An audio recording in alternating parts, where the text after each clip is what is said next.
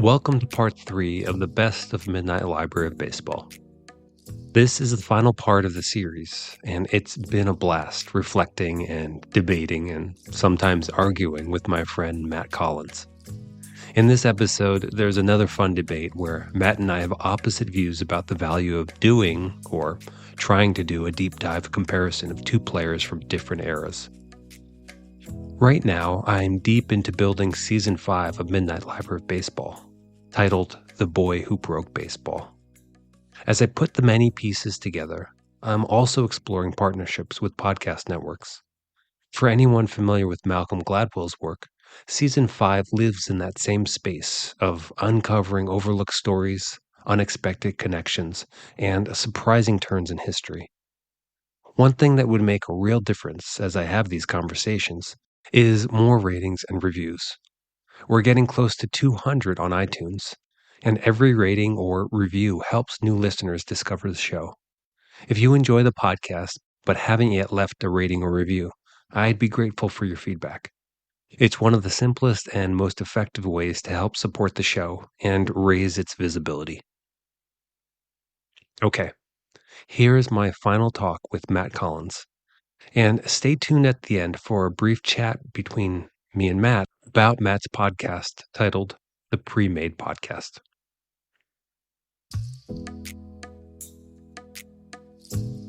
Here's the show. We begin tonight with a fan favorite from Season 3 titled Fallen Through the Cracks. This is a story about a player named Chuck Klein who played in the 20s and 30s for the Phillies. He was awesome, but then he was forgotten. And part of the story is how an unlikely figure, President Richard Nixon, really brought Klein back into the conversation and helped put him eventually into the Hall of Fame. The baseball fan in me listening to this episode can't help but conjure the unanswerable question about how is it that we evaluate players across generations and time and circumstance.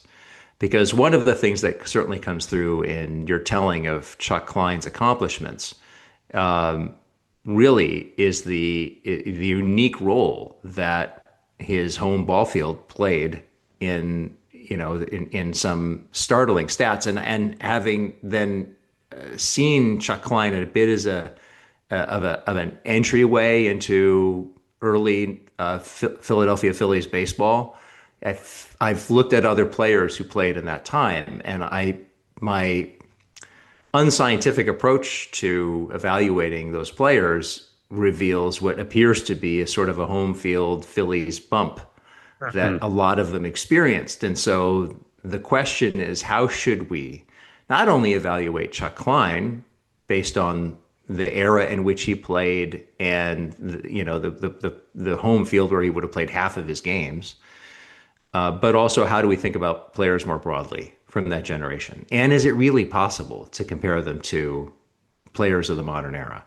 That's always a hard one, especially it's like when I talk to like experts and historians, they hate that question, right? It's like, who's better, Lou Gehrig or Cal Ripken Jr.? It's really impossible to assess, and it is. But I think it would be really cool if someone did an academic study, and just broke down all of the different factors, when comparing two players from different eras. Because like somebody like Bill James, like really breaking it down as much as you can, and then, collecting feedback from other people. There may be other factors, and you're going to have pages and pages of factors to look at, and it's going to take a long time. But I think it would be really satisfying for someone to do that. It could take several years to do this project comparing two people from different times, but it would be really interesting to see what they came up with. I I come at it from a different perspective. And I think where I've netted out on this, Ben, is that I think it's better that we not know. I think that the act of trying to find out and to bring people of Bill James's caliber onto a project like this will not settle the question. Yeah, There will right. be people who choose then to just attack his methodology, Sure. and especially if he concludes something that disagrees with their own assumption. And Mhm. so I'm of the mind to try to resist the temptation Uh-huh. and just let the player exist in that time and go no further and appreciate it for what it was and to try to appreciate it for what it was. And Chuck Klein, just to go back to him, has a very unique biography of having come from a hard background, an industrial background. And he's a guy who I can imagine, if it were not for the game of baseball, would have had a much, much even harder life. Mhm. And so there's much to celebrate in the unique aspects of this player and lots of other ball players that I can enjoy without thinking about, well, how would he compare to Lenny Dykstra? Yeah. I I mean, I like when we clash here. Just- I I see the value in because like you're saying, if Bill James or some statistician would do this, then he'd get a lot of heat and get a lot of flack. And because of that, it feels too daunting, and then no one is going to undertake this project. But I just look at people who are naive. I can't think of an example, but someone who enters a career not really knowing the rules, and they do things that others wouldn't do because they're naive. They don't know where they should be constrained, and then they make discoveries that provide, a lot of great things for people. And so, like when I compared Lou Gehrig and Cal Ripken Jr., like it was really fun because I ended up going deep into certain areas that I wouldn't have otherwise. And in the end, because it was a rudimentary comparison, overall, like you said, it's still hard to know. But in the pursuit of that, I think there's merit. There's so much to be gained, even if you don't reach the other side. It's process versus end result. Yes, and the exercise that you described lends itself very nicely for these moments of unexpected discovery. That in your quest to go more deeply with Ripken and Gehrig, for example, you you could, of course, limit your evaluation to the stuff of that goes on the back of baseball cards. Yeah. But knowing you as I know you, that's not where it would end. It would include parts that don't show up on the back of a baseball card. It would show up in the form of Gehrig being a multi-sport athlete and having sustained a lifetime of injuries in those sports, and always and being driven by a real worry of being displaced or left behind, or no longer being able to compete and therefore being expendable. Yeah. Those are things that don't end up on the back of a baseball card and help us really connect with these players as the human beings that they were. Yeah. And I'm satisfied with that as an outcome Ah, of what may start as a very noble, I would say flawed, but noble pursuit of yeah. a statistical answer to the question of which is the better player across eras. Yeah. Yeah. It's kind of a why not? And like, I know we're really drifting here, but okay. But you know, when I was comparing Lou Gehrig and Cal Ripken Jr., like what you just brought up, it's like Gehrig felt so alone, like he couldn't question the salary he was receiving, even though he had an amazing season because he thought he would get cut. He thought he would get abandoned. And here is Cal Ripken Jr., who is sure of himself, but he also plays with his brother and his father, right? And they have, like not lovey-dovey relationship, but they have a tight relationship. It's so different to think about, but then just focusing on that either person, it like shines a different light on each person while you're doing the comparison. It's like Cal Ripken Jr. What would it be like? Few major league players know or could understand what it would be like to play under your father, Mm. to play with your brother. Like to have that bond while you're going out there, and maybe there are tough times, but you know that you're surrounded by people who have your back, like deeply. Like what would that do? And that's amazing. It is, yes, it is, and it results in much richer storytelling than just the batting average and the fielding percentage and the slugging percentage and all the things that go into that. This is becoming a more far-ranging discussion point than I anticipated, but I've been reflecting on the state of broadcasting over the last, I don't know, 2 or 3 years. And I remember I'm going to attribute this to Ernie Harwell, the Detroit Tigers announcer I grew up with. But I don't think he was alone, and he may not have even authored this notion. But he, I think, tried generally to keep the stuff of the back of baseball cards out of his own broadcast. He was not going to spend a lot of time talking about batting averages and slugging percentages and all that sort of stuff. He was going to focus on the human storytelling that was right in front of him Yeah. and focusing on whatever the drama of the evening presented and doing his best job at telling that. Hmm. And boy, has it flipped in my mind now, where you have announcers who talk about, who will focus on the exit velocity of how hard the hitter hits the ball, Yeah. on certainly on the speed of the pitch and on players' performances in against different pitchers or in certain ballparks or day or night games. And I just don't find that very interesting. Hmm. And it's a Yeah. matter of taste. I'm sure that there are a lot of fans who do, but I think we we as a baseball society or fandom are being hit so much more over the head by the numbers of the game Yeah. that I hope we don't lose sight of the art of the game or the humanity of the game. Yeah, and we can come back to that because it ties into the final episode we're doing with broadcasting. Um, like when we go back to Chuck Klein and like this question, how do you measure a baseball player, a Major League Baseball player?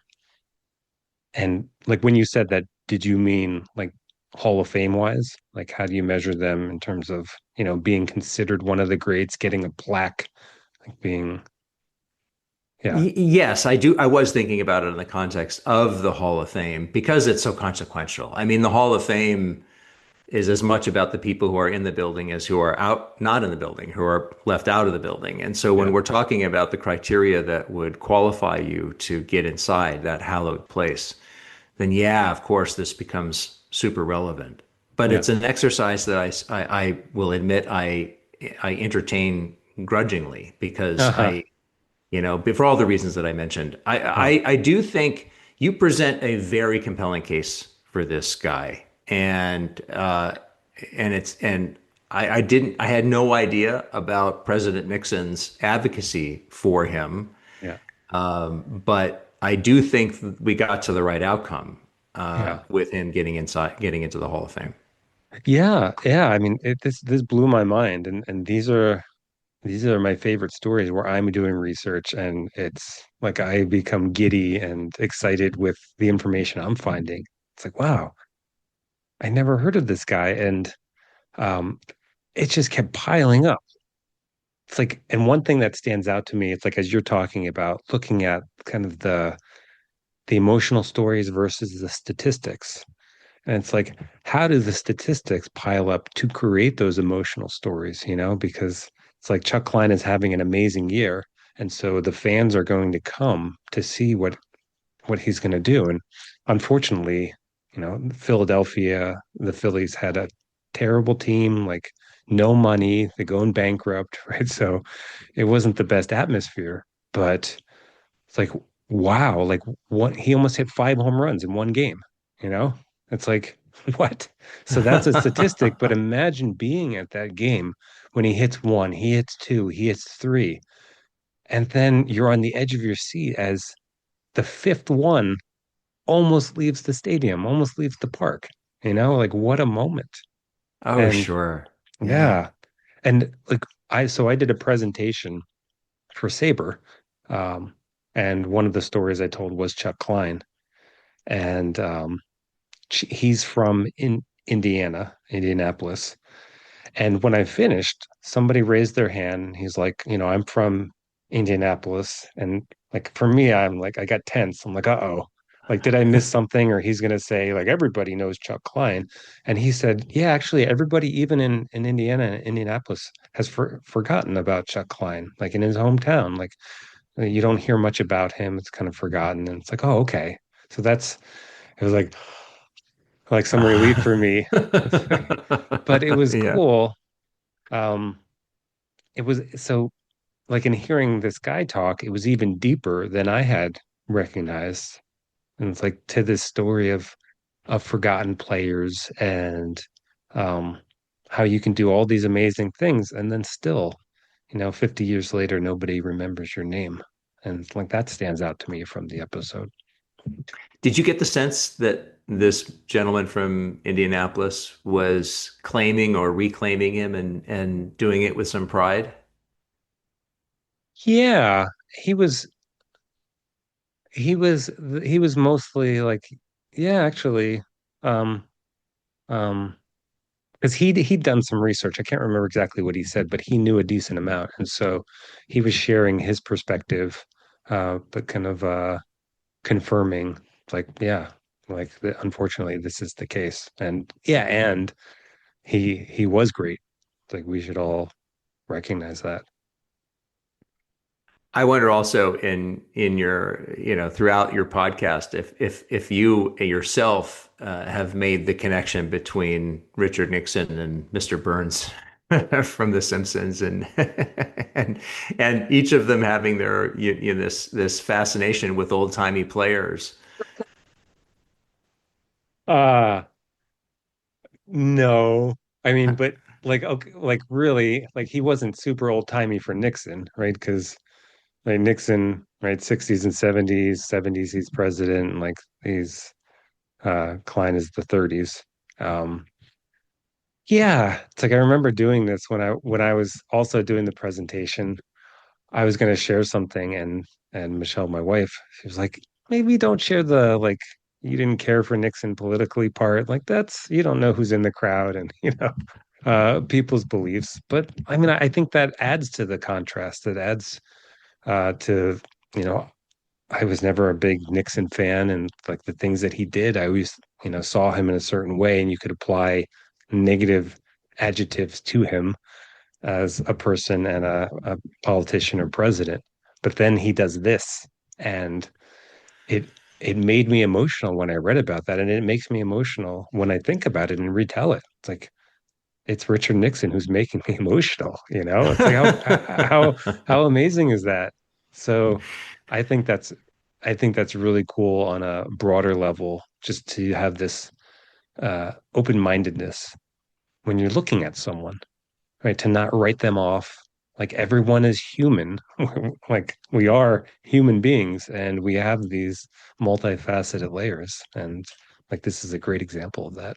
I think that's right. And the connection that I chuckle at when I think about these two figures, one obviously totally fictitious and one very human, is that both of them in their own ways are sort of positioned at varying times and depending on context as a villainous sort of a character. Yeah. And both of them, I think, are known for, in their own way, I'll say a little bit of camera awkwardness. That Hmm. Nixon, I think, it's now widely understood that he didn't win in his first run against John F. Kennedy Jr. John F. Kennedy because of his debate performance on television, Yeah. where he famously got very sweaty and looked kind of nervous and not ready Yeah. for the camera. And you get the feeling in his own way, in the way that the way that the show producers have cast Mr. Burns is that Yeah. he's not a big personality for and anyone who would be comfortable perhaps in real life sort of being out front, which is why he has this sort of legion of helpers around him to do his Yeah. bidding. Yeah. Well, I wouldn't dismiss all those connections from the writers of The Simpsons because Bart Simpson's best friend, right? Milhouse, right? Richard Nixon's middle name, right? A very obscure name. So clearly, uh, someone is making those connections. Oh yeah, that's a great point.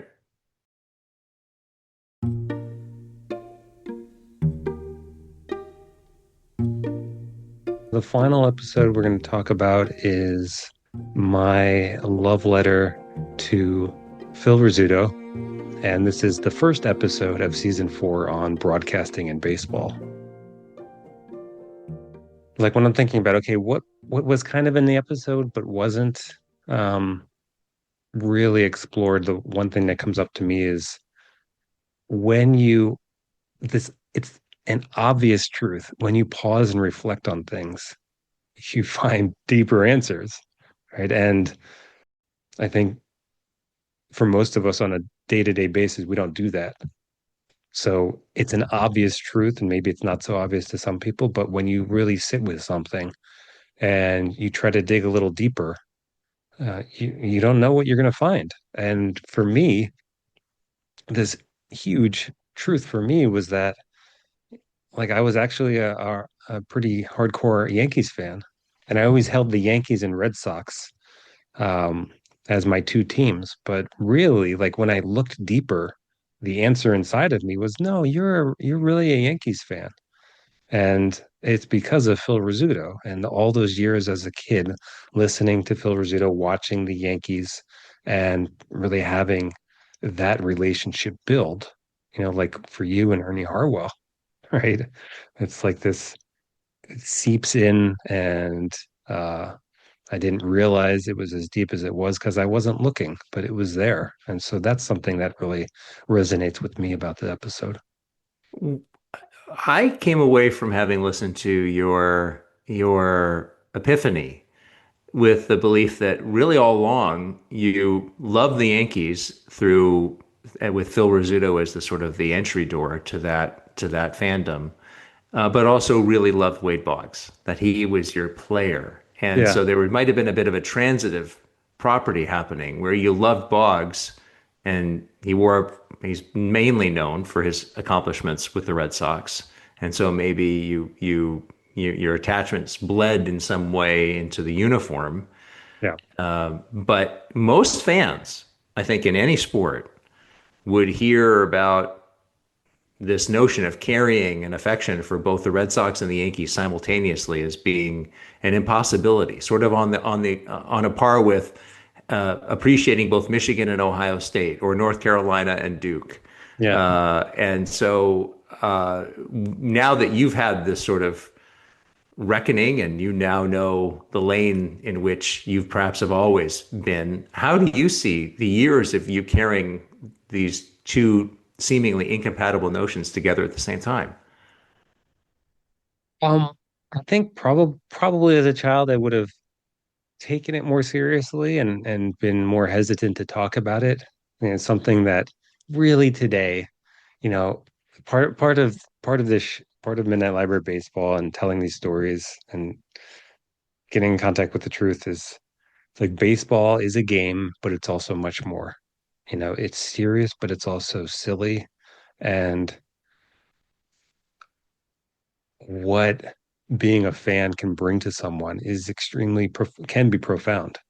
Um, and at the same time, when you look at what it's connected to, like it could fall apart. And so for me, like where I am now, it it doesn't matter. Um, it's like where do I find joy? And I would say that to anyone. It's like it's this construct of you can only like Michigan or Ohio State, you can only like the Red Sox or the Yankees, and if not, you're getting socially shamed, right?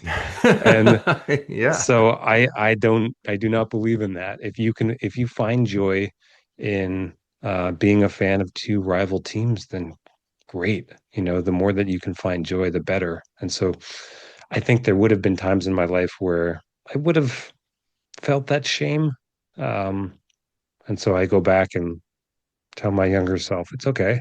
It's like you can have joy following the Red Sox and Wade Boggs and also the Yankees, Bernie Williams. So yeah, that's where I land. How does it that Rizzuto, do you suppose, pulled you in? I mean, it's very clear you have a deep affection and appreciation for him. Yeah. And I would imagine that relationship started with his broadcasting abilities, which were exceptional, by the way. Hmm. But he was an even better, arguably, better ball player than he was even a broadcaster. Yeah. And when I listened to him, I would have been, I don't know, from like 11 or 12 to 16, 17. No, he would have retired by then. Um, I didn't know much about him as a player, only what he would have mentioned, and I didn't go digging. Um, so it was just he was so fun. Like he was fun and he was down to earth and uh he was he it was like he was accessible, but also he was monumental in the people he knew, the stories that he told. So it's like you could be friends with this guy and it was okay. It wasn't anxiety producing, you know. It's like I imagine some people um walking up to a celebrity and being nervous, you know. It's like I never walked up to Phil Rizzuto, but I imagine I would have felt comfortable. You know, he's so nice, he's so welcoming. He's not going to be mean to me. He's not going to be a celebrity jerk. He's going to be warm and friendly, and I think that's comforting. And I think those qualities would have unconsciously been working their way inside of me to create this bond, this connection with him, and uh, through him, the Yankees. Do you feel like your connection that formed this way and through what for you felt like friendship with this announcer, even though the two of you never met? Do you feel like that is a unique gift of that the greats of baseball broadcasting that you covered imparted with their fans, like pretty much Absolutely, all over the game? absolutely. You're talking about millions and millions of people. I mean, do you feel that way with Ernie Harwell? Oh, well, yes, of course I do. And Yeah, I got the payoff of yeah, actually getting to meet him and yeah. how special that was. But yes, I do think that. And I mention it, Ben, because again, I think it's an opportunity for the game to connect with the next generation of fans. Hmm. That it's not just about delivering broadcast journalism is not just about delivering the facts, ma'am, and sharing what's happening in the game. That the game lends itself to storytelling Yeah, and to filling the pauses in the action with stories and connection. And done well, it creates a much richer tapestry than just beating out what happened with the at bat or what happened in the field or what happened with the pitcher, uh, how the bullpen was handled. And I hope that the game has announcers who are coming up in the Phil Rizzuto and Ernie Harwell school of broadcasting, and you could put so many other greats in that category. yeah, yeah. I mean, it's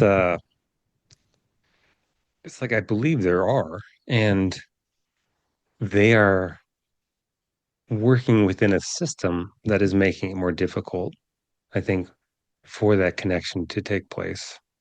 And you talked about this a bit earlier in terms of what's happening with broadcasting and advertising. And I talked about this in the very last episode of season 4. It's like what's coming? Everything is faster and faster and faster. There's more information. Broadcasters have at their fingertips all this information that comes. They can ask, okay, what was his, 3-year cumulative batting average? They can ask that and get it back in a second. And now fans are then, um, they feel like fans are expecting it. And so all of so much time now is taken up by statistics and right all of these different categories where before it was slower and like Phil Rizzuto, you could tell a story about forgetting some groceries when you were going home, right? And your wife getting mad at you. And like now that's gone because those 30 seconds are taken by this information that's coming at you so fast. So I think it'll be hard uh, to stop that, and we'll see what happens, where there's space for those connections to build. I think your study in season four of the rise of broadcasting and its impact on the game, and reflecting even as we are here now about the power of these broadcasters to make us feel close to one another and to the game and to our teams, provide a bedrock foundation for how broadcasting could go. I think that the decision to inject a statistical heavy approach to broadcasting is a decision. It's a choice. But broadcasters still have, through the course of a season or multiple seasons, they have this opportunity to develop this intimacy with players, to understand who they are as human beings, and to collect those stories and to be able to share those stories and choose to fill the space in and around an at bat, a pitch, a play in the field with those stories. And I look at how the current generations, the sort of younger generations, I guess we would call them Gen Zs and Alphas, are flocking to vinyl again, vinyl Mm, record, and how their preference now for book reading is a paper format as opposed to digital e-readers. mm, And I wonder if there isn't a swing back of the pendulum towards less distraction, to more of an analog kind of approach to the way that they experience their lives, and for which storytelling is perfectly suited. So I'm optimistic that we may come back to it. yeah. I hadn't heard of the return to vinyl and paperback. That's good news. Yeah, I think, Yeah. yes, it is. I think Taylor Swift, in fact, now owns the record for the most ever vinyl sales. Don't hold me Oh, to that, but I think one of her most recent records she printed on vinyl, and it set an all-time record for most ever sales of a vinyl record, at least, yeah. measured in some time frame. But anyway, yeah, it's um, I have hope. I have hope that we will not head further and further and further without end into a pure sort of statistical telling of the game. Yeah. I mean, and like with the broadcast, there's that very personal, individual connection, of being in bed with the radio under your pillow, um, at night when you're supposed to go to sleep and having that bond form game after game. But there's also the social component, which seems very much alive. People still going to bars and social places to watch games. And, I think of those moments where, whether it's these big moments with radio or television, Don Larson's Perfect Game, which for people today might like that boring, right? It's all pitching, but it was such a big deal, and you would have had tens of thousands of people in bars just gathered around the television, and at that time too, many people listening by radio to this uh, event that is bringing people together, and like that is very romantic and can continue with Oh, broadcasting. for sure. Absolutely, it can. My dad pulled me out of bed as a kid to listen to Len Barker's the final outs of Len Barker's perfect game that he pitched for the Cleveland Indians in the 1980s, Mm, and pulled me out of bed to watch as Milt Wilcox was one strike away from his own perfect game or no hitter and lost it with 2 outs in the ninth, mm. on television. And you can imagine now that that might be a bit of a harder thing to contemplate happening in today's game because pitchers are on stricter pitch clocks and and pitch counts, and so they it's much harder for a pitcher to pitch a complete game than it was 10 years ago. But hitters there's always a chance for a 4 home run game or for some more offensive statistical anomaly that can maybe get a dad thinking, I got to get my kid out of bed to watch this because, this is part of something so special. Yeah, yeah, yeah. That can still be alive. There is one question that I've been meaning to ask you, and that is where the genesis of season 4 came from. It's a very special. All the seasons you've done are fantastic, but it was a very special season for me because it got me thinking back about my own connections and the formation of my love of baseball and the role my dad had in that, the role that Ernie Harwell had in that, how lucky I was to be in a suburb of Detroit, Michigan as a child when the Tigers were great, and Sparky Anderson, who I Mm. also got a chance to meet, by the way, the role that he played in it. And so I'm grateful for you for having thought of season 4, but how did that thought come about? Well, thank you for saying that and taking that in.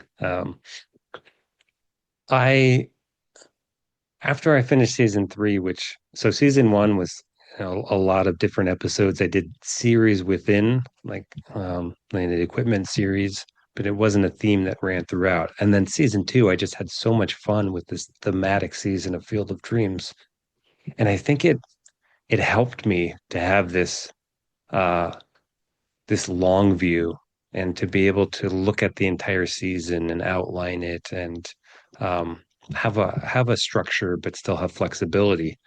And so season 3, uh, there's so many episodes I love from season 3, but when I finished that, I thought I want to go back to a theme.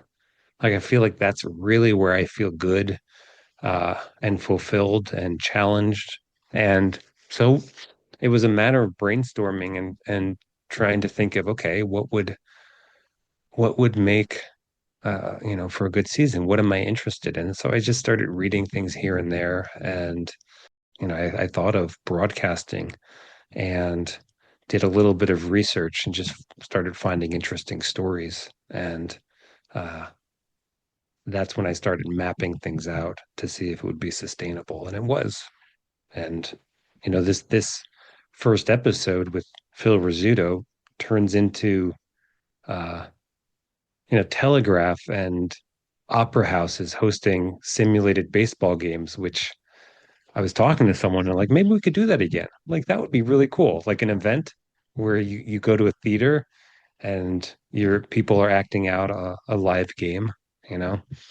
But it just like as I found out more information, it's like, wow, there's so much depth and there's so many stories to the making of broadcasting that I feel like haven't been told and people don't know. And like that makes a great episode and a good season.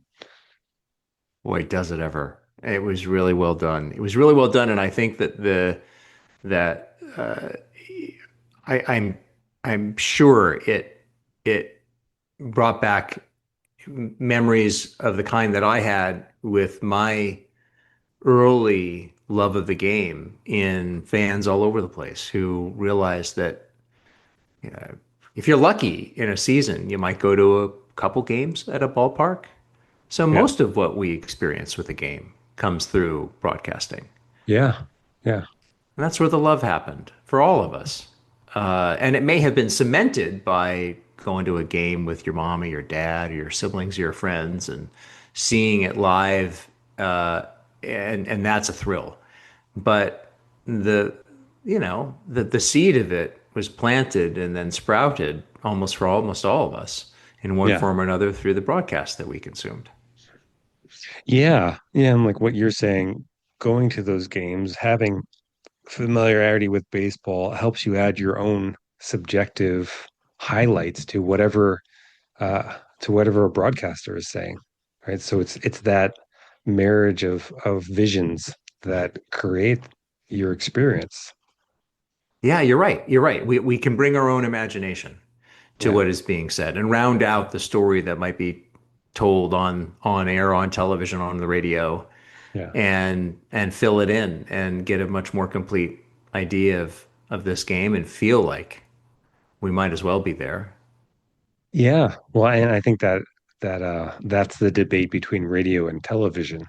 Because when television came along, there were a lot of people was like, oh, it's ruining it. You're not using your imagination.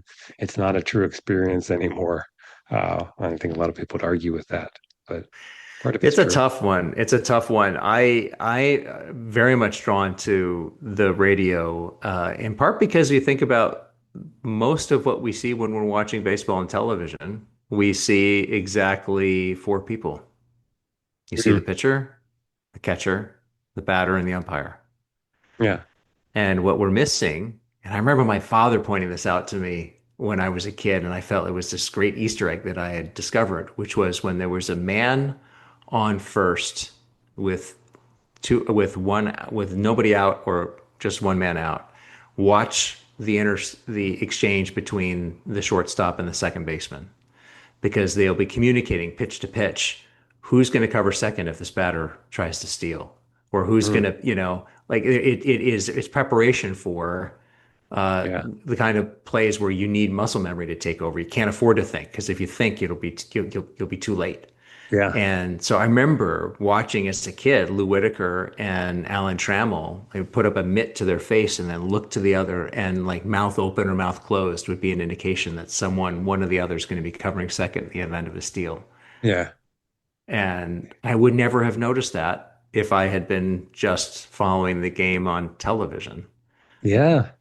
Yeah. It's like you go to a game and you can just focus. Okay, this game I'm going to watch these two infielders. I'm going to watch what happens with the catcher and just see what goes on that entire game. It's a whole little world. It is a whole little world, and you can watch as defenses shade one way or another in the outfield or the infield, reacting to a hitter's tendencies, coming in or out, especially on the first and third base lines in anticipation perhaps of a bunt, or when the infield comes in on a tight game in the hopes of keeping a run from scoring. And these are all things that radio broadcasters have the opportunity to paint that picture. And Yeah. where TV, obviously, I do think inevitably the video, the visual of it it can create a crutch for the broadcasting team because they're saying, well, the fans can see what I'm seeing, so what am I going to have to contribute to all of this? And Yeah. so I really appreciate what radio broadcasters have to do every single day to bring the game to life. Yeah.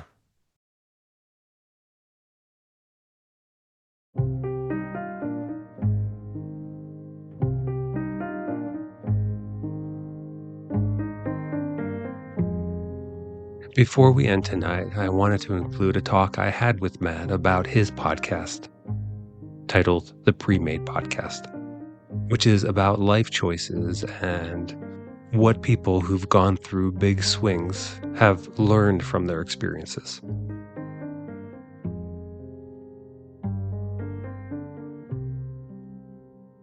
I'm going to mention, of course, your podcast. So, what is the name of your podcast? The podcast is called the Pre-Made Podcast. And I called it that. I originally had a slightly different programming idea.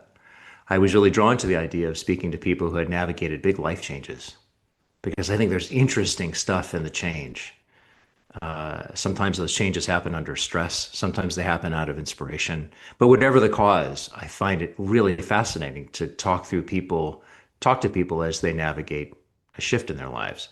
And so, as I was reflecting on the people I knew who had done something like that, I came to appreciate that their stories were extraordinary and that, but for just luck or maybe lack thereof, their stories hadn't gotten the attention that maybe they would have if they had already had some celebrity.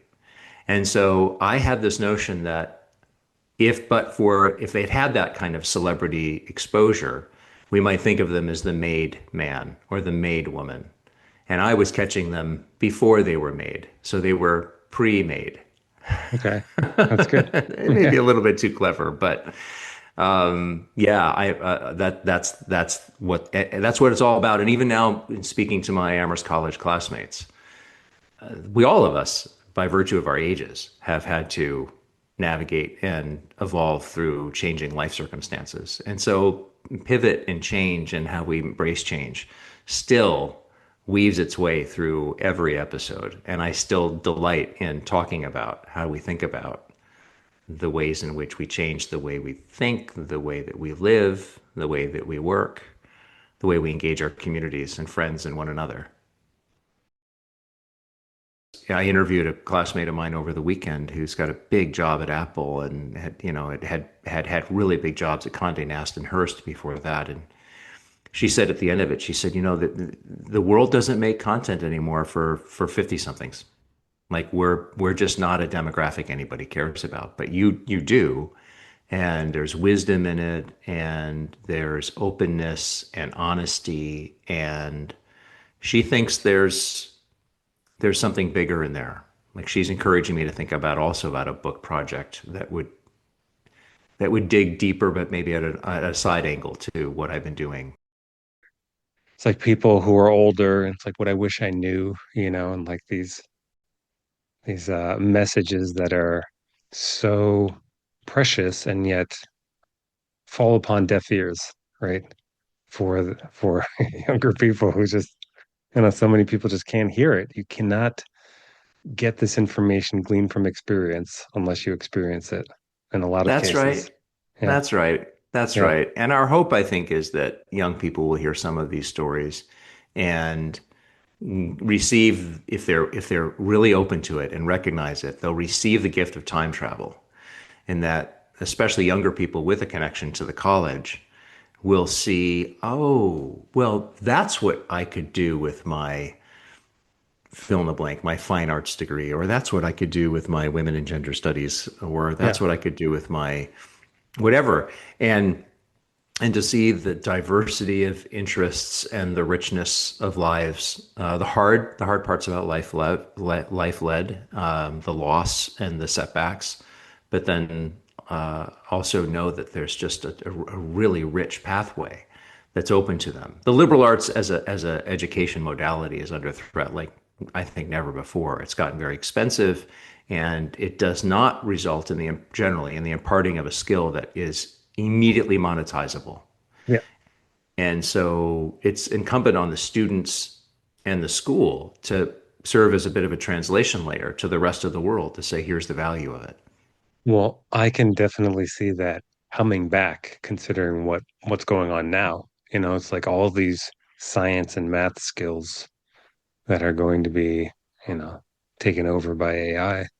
And it's like now it's, you know, liberal arts, this deep thinking and reflection about what it means to be human. It's like Yes. now more And than ever. yes, you nailed it. I Yeah. think you nailed it. I think you nailed it. I think we're in for a renaissance. So, Yeah. yeah, all to say that it's going really well. I will publish next Tuesday will be the interview with my 75th classmate, which is Wow. both a lot and a little. There were 412 of us, I think. So it's not quite to 25% of the class, but 75 is, that's a nice milestone.